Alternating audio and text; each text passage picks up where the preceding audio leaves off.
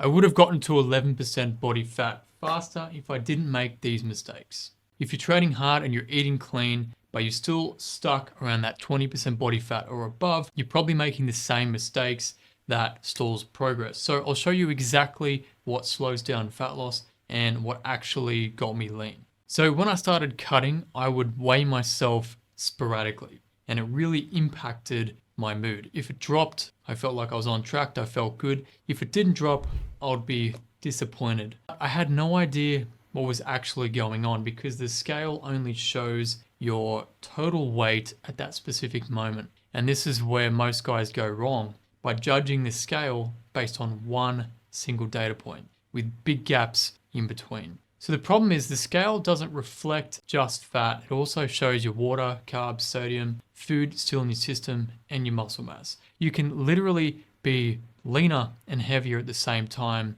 at certain points of the day. Say this cup is your body. You wake up at a certain weight. You go to the toilet, you lose a little bit of weight, drink some water, you gain a bit of weight. Then you work out, you lose some more, eat breakfast, you gain some back. So it's always changing. So what changed everything for me was weighing myself every day. Because once you stop reacting to the day-to-day fluctuations, you can zoom out and see what the trend is actually doing over time. As you can see in this chart here, if we zoom in and zoom out, there's a big difference. Weighing once a week is pointless, but taking 20 seconds a day just to jump on the scale will give you real data, and it kills that emotional roller coaster over time. You combine this with photos and your waist measurements every couple of weeks, because there's going to be times where the scale just doesn't want to move, but you are noticeably leaner. So fat loss is not linear, but the scale is still a useful piece of data if you use it the right way.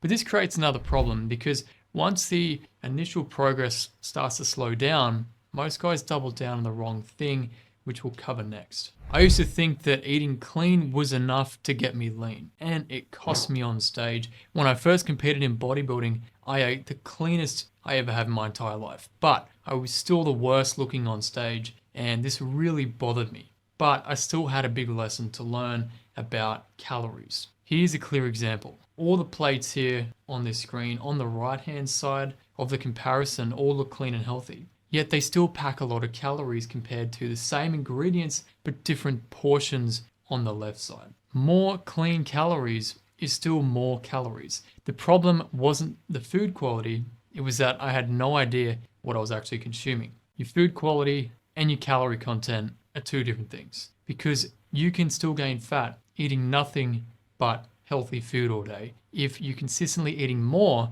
than what you're burning. So what fixed this for me was learning how to track it accurately. The first time someone showed me how to do this properly, I was genuinely pissed off. Like, why did nobody show me this 20 years ago? And since then, I've always used MyFitnessPal. It's a free app, has a large database, but it is not always accurate. So you do need to use a food scale to train yourself on correct portion sizes and sometimes cross-check to learn what is legit. Learning this meant I could properly budget and still eat the food that I actually like to eat. And this one skill has kept me between 11 to 13% body fat for like 10 years now. If you want a quick way to check your calories and your protein on the go, use my free app, links in the description. But even when guys nail the food side, they usually make this next mistake that destroys their cut far too soon. So cutting harder feels like the logical answer when your progress starts to stall. It's usually what destroys the whole cut. So I cut calories very hard, and I was training 6 days a week at some times,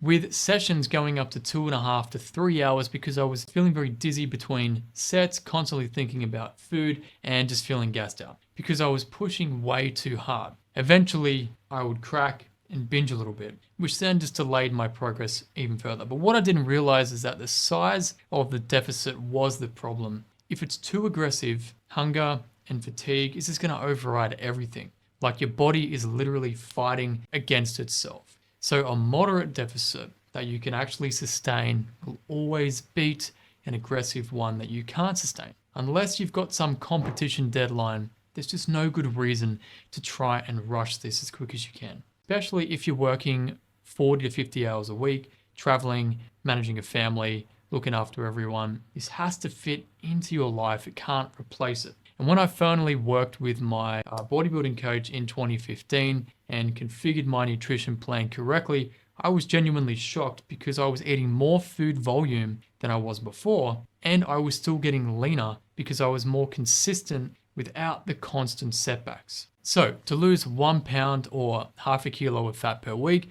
that's a total deficit of 3,850. So you only need a 550 calorie deficit to achieve that from your actual maintenance. And most guys are already overestimating their maintenance by 300 to 600 calories, maybe even more than that. So the gap is smaller than they think. But the deficit wasn't the only thing making me suffer. This next mistake only made it worse. When I was deep into my cutting phase, I kept ramping up the cardio, trying to speed things along. Longer sessions, higher intensity, and then just soaking through my shirt with sweat every time. But all it did was wreck my energy for training later, spiked my hunger all day, and left me sitting down all day like a phone on 10% battery power saving mode. The problem with that is intense cardio burns calories in that session, but it also drives up your hunger and your fatigue the harder that you push. Then the body is going to naturally compensate by just moving less throughout the day.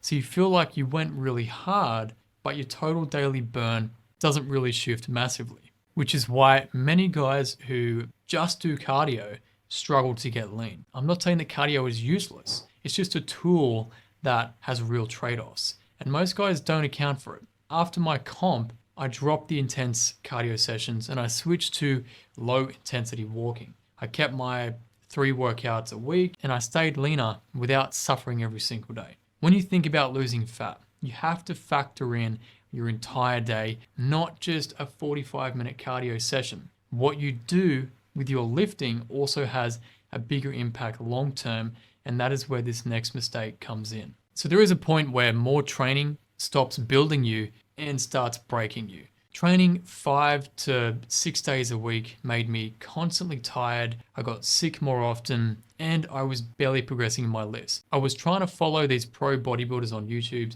the ones taking more steroids than a Russian Olympic team. So I thought that more sessions meant faster results. But for me, it was kind of the opposite. Once I cut back to just 3 properly programmed sessions a week, I was shocked at how fast I was able to bench 220 pounds or 100 kilos and deadlift 140 kilos, 300 pounds for the first time. It just felt surreal to me that this was even possible. My body finally had time to repair and recharge itself in between sessions because I stopped bashing it almost every day of the week on top of an already stressful work schedule. And here's what that taught me, that muscle is kind of like our metabolic engine. Research shows that muscle burns about 3 times more calories at rest than fat does. Before I fixed this, my metabolism felt like a 4-cylinder hatchback on eco-fuel. After, it felt like upgrading to a V8. And this engine also drives better testosterone, better insulin sensitivity, less visceral fat, and a physique that actually looks lean year-round. Not just temporarily after a rapid 12-week cut. So 3 proper workouts with progressive overload will do more for your body composition than any 5 to 6 day bros will ever do. But when training is dialed in, most men still hit this next wall and almost nobody sees it coming. Nobody told me this when I started cutting. I thought I needed to lose maybe 10 to 12 pounds to get washboard abs that you could grate cheese on. But the actual number was close to double that. And this catches many guys off guard because when you're over 20 to 25% body fat, it is genuinely hard to estimate just how much actually needs to go. But let me show you this. If you're at 200 pounds at 25% body fat and you want to get to 15%, the math says you need to lose about 23.5 pounds of pure fat. Now, most guys see this at 176 pounds and they think, oh no, that's too light, I can't do that. But you can't be lean and heavier at the same time. That is not how it works. And if you're not training properly throughout the cut, you're gonna lose muscle, which means the number that you need to hit on the scale probably will be even less than that. So the first 10 pounds that come off fast, but barely change how you look, right? The second 10 pounds is harder and slower, but that's where you actually start to look leaner and feel the rewards from your effort. But that is also where most guys quit because they're expecting to have a flat belly and ab outlines that quickly. So run the actual numbers before you start your journey, know what your body fat is, know your target, work out the real gap. Then it stops feeling like some mystery pie in the sky wish and becomes an actual math problem you can solve. Link to my calculator in the description. But knowing your number is only half the battle. What happens up here during the process is actually what derails most guys, which I'll cover in this next point. So you fill up a kettle, you turn it on, and what happens? Well, there's no bubbles, there's no steam. The kettle may make some sounds, but really nothing's happening. Then suddenly the water starts to boil. And that is exactly what getting lean can feel like, past the halfway point. The first phase is quite exciting. The scale moves, your clothes get looser, people are noticing. There's some feedback there. But then you hit the trenches and the scale barely moves. Progress photos look almost identical week to week. You're doing everything right, but nothing feels like it's changing yet. And this is where most guys turn the kettle off, or they switch approaches and reset the whole process right before making that breakthrough. When I was cutting down to 11%, there were weeks I genuinely couldn't see any difference in the mirror. But when I look back at my photos from the month earlier, the change was very obvious. So being bored is actually a great sign.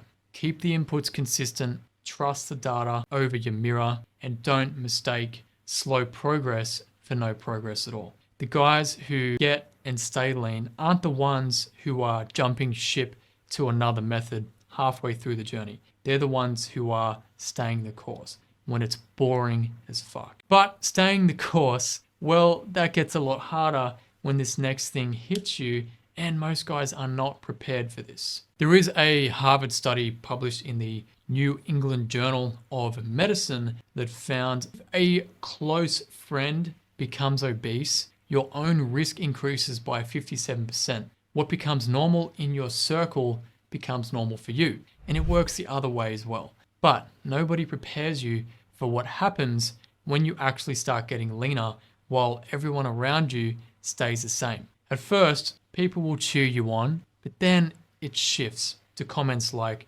"Hey, you're addicted to the gym, aren't you? You're looking very skinny. Life's too short. Have another drink." Nobody's consciously trying to sabotage you, but the effect is the same as like a crab in the bucket. When one crab tries to climb out, the other ones pull it back down. It's not out of malice, it's just instinct. Your progress exposes others' lack of change, and then you get the blame for it. So just expect it, because if you don't see it coming, it's going to hit you harder than it needs to. You don't have to be an asshole about it either, or make anybody else feel judged. Just stand by your choices without cracking under pressure, and spend more time around people who are exactly where you want it to be. You don't need to justify yourself to anybody, and think about it like this. Imagine spending 6 months or more around someone who has stayed lean for 10 years, always eats well, trains properly, and has coached hundreds of men through this exact process. You think that might rub off a little bit? Well, that is exactly what working with me looks like one-to-one. And if you're serious about getting this done properly, and you want a structured system that is built into your life, check the link in the description for my one-on-one coaching details. And if you want to know exactly just how long it will take you to get down to that 15% body fat, or even less than that, go watch this video next. It's the brutally honest timeline to lose belly fat. Stay hard.